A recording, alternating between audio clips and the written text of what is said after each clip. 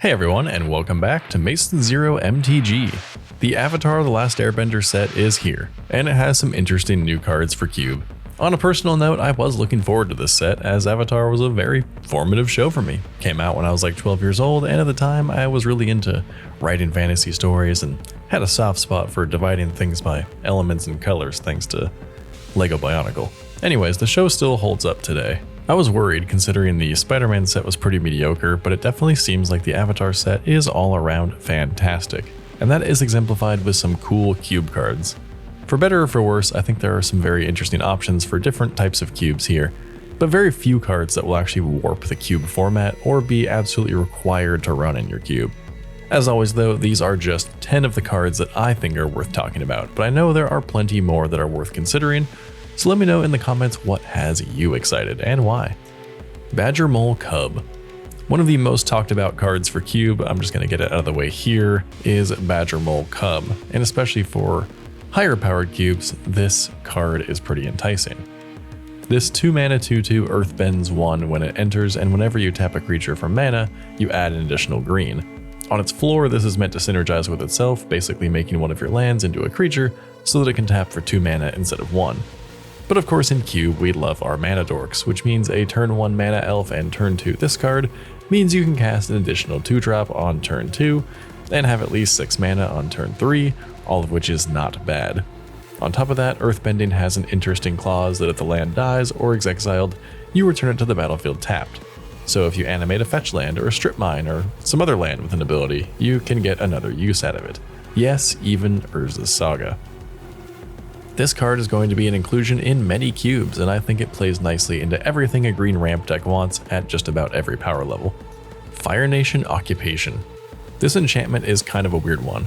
It's almost like if there was a black young pyromancer, but it only triggered on instants. Anyways, for 3 mana you get a 2/2 token with Firebending 1. Firebending is cool since you get a red mana when the token attacks, so you can cast instants during that time. Then, whenever you cast a spell on an opponent's turn, you make another one of those tokens. There's no limit to that, so if you cast multiple spells, you get multiple tokens. This is in kind of a weird spot, but I think it still works well, because it seems to want the draw-go style of a control deck, while making a token that's kind of meant to be aggressive. This is definitely best when paired with blue to cast counterspells or red for access to more cheap instants. In black, there is plenty of instant speed removal, of course, but I don't think mono black is the ideal place for this card. Wan Shi Tong, Librarian.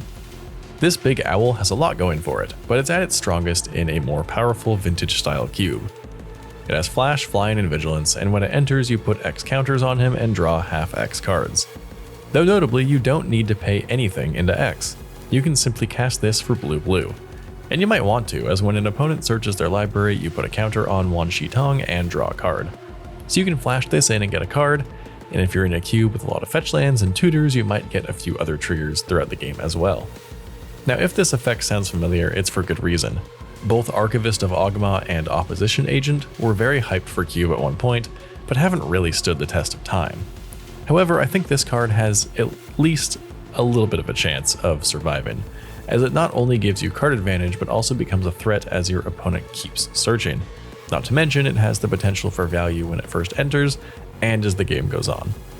Appa, Steadfast Guardian. If you still run Restoration Angel or another similar card, Appa might be worth running instead.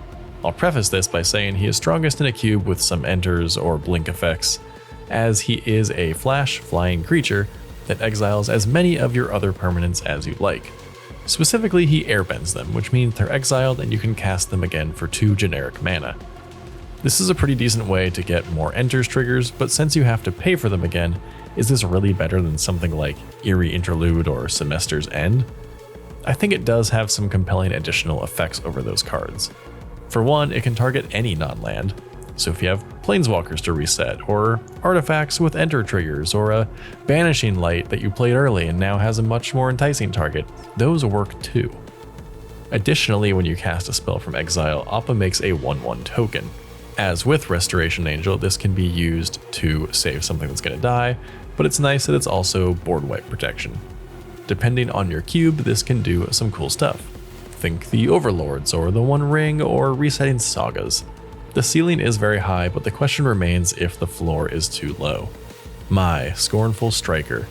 Make way for the newest hate bear. My Scornful Striker is a 2-mana 2/2 with first strike, and whenever a player casts a non-creature spell, they lose 2 life. This is good all around, but personally I'm excited for how it fits into mono black aggro, a theme that I personally have been adding to in my cube with recent inclusions like Cecil Dark Knight and Sunset Saboteur. That deck is happy to punish non-creature spells. But of course a Death and Taxes style deck will also love this. This plus Thalia Guardian of Thraben is pretty brutal against a spells deck. I also think it's really nice to see this type of effect in a single color. Usually it's reserved for Cruel cards or Orzhov cards. And of course 2 mana and good combat stats doesn't hurt either. The Last Agni Kai. A fight spell in red can be hard to come by. A decent fight spell at instant speed is also a bit hard to come by, yet here we have both wrapped up in one card. For 2 mana, a creature you control fights a creature an opponent controls, but if your creature deals excess damage, you get that much red mana and you don't lose it for the rest of the turn. This can really mess up a combat step and give you the mana to cast a big spell in the second main phase, or a burn spell on your opponent's end step. Even if you don't make any mana, I think it's always nice to have a fight spell, especially in red, where your burn spells eventually run out of the damage needed to take down the biggest threats. Enter the Avatar state. These 1 mana protection spells just keep getting better. In this case, Enter the Avatar state is a 1 mana instant that grants flying, first strike, lifelink, and hexproof. Now not all of these cards have been hits, but I think that this particular set of keywords is very versatile and very compelling. Flying can make your biggest creature hard to block, or you can surprise block a flyer. First strike can absolutely ruin an opponent's combat step when it's given at instant speed. Lifelink is obviously always good when damage is being dealt, you're not going to complain about that. And hexproof of course protects the creature from a removal spell that's coming at it.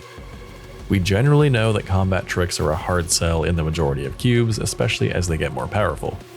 But at 1 mana and being so versatile, this card might make the cut in some cubes alongside cards like Legolas's Quick Reflexes. Raven Eagle. Raven Eagle is a simple enough mid-range or control value card. It's a 3 mana 2/3 flyer, and when it enters or attacks, you exile a card from a graveyard, and if it's a creature, you make a clue. Then when you draw your second card each turn, you drain your opponent for 1 life. This fills a similar role as Graveyard Trespasser without having to deal with day and night, which is kind of a nice thing. However, with this card, you trade the ward ability for evasion and making clue tokens, which I think is a pretty fair trade. Thanks to the artifact tokens and the fact that it triggers off of any way to draw a second card, this can have some good synergies, but I think overall maybe it's a little low power. I don't know, I think just because of the fact that it doesn't have day and night, this is going to replace Graveyard Trespasser for a lot of people. Avatar's Wrath.